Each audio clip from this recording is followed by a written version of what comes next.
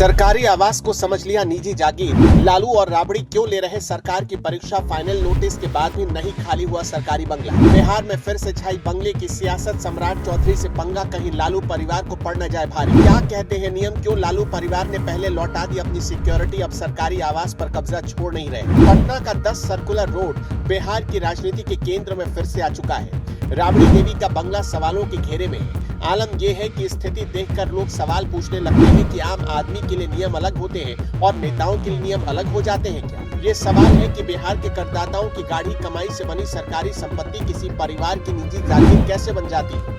और ये सवाल है कि जब पटना हाईकोर्ट ने 2019 में साफ फैसला दे दिया, भवन निर्माण विभाग ने 3 नोटिस दे दिए, जिला प्रशासन ने 15 दिन का अल्टीमेटम दे दिया, तो भी 10 सर्कुलर रोड खाली क्यों नहीं हुआ। लेकिन इससे पहले कि आप ये सोचें कि ये सिर्फ लालू परिवार की कहानी है, रुकिए, क्योंकि असली सवाल वहां से शुरू होता है जहां सरकार खुद जवाब देने से बचती है। राबड़ी देवी 2005 में मुख्यमंत्री पद से हटी थी, यानी 21 साल से ये बंगला लालू परिवार के कब्जे में। 25 नवंबर 2025 को सरकार ने पहला आदेश दिया और राबड़ी देवी को 39 हार्डिंग रोड पर नया बंगला आवंटित किया गया। मई 2026 में दूसरा रिमाइंडर नोटिस आया। 29 मई को तीसरा और अंतिम नोटिस आया और बंगला मंत्री नंद किशोर राम के नाम आवंटित हो गया। जिला प्रशासन का 15 दिन का अल्टीमेटम 13 जून को खत्म हो गया और आज भी 10 सर्कुलर रोड खाली नहीं है। ये कोई छोटी बात नहीं है, ये सीधे सीधे कोर्ट के आदेश और कानून की अवमानना है।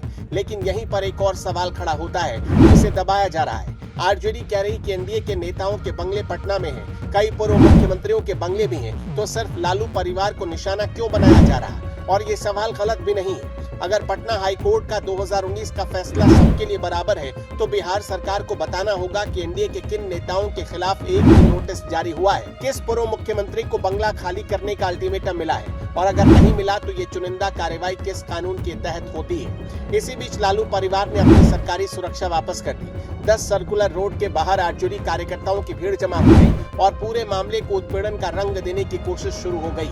ये रणनीति पुरानी है और बिहार की जनता इसे अच्छे से समझती है, लेकिन साथ में ये भी समझती है कि जब सत्ता में बैठे लोग खुद कानून को चुनिंदा तरीके से लागू करें और विपक्ष को ये हथियार खुद सरकार थमा देती है, तो हंगामा होना लाजमी है। और 10 सर्कुलर रोड के इस पूरे विवाद में यही तो हो रहा है। पार्टी सूत्रों की माने तो सामान हटाने का काम चल रहा है। महुआ बाग और कौटिल्य नगर में सामान शिफ्ट हो रहा है, यानी बंगला खाली होना तय है। लेकिन इतनी देरी इसलिए की जा रही ताकि सरकार जबरदस्ती कार्रवाई करे और उसे राजनीतिक हथियार बनाया जा सके।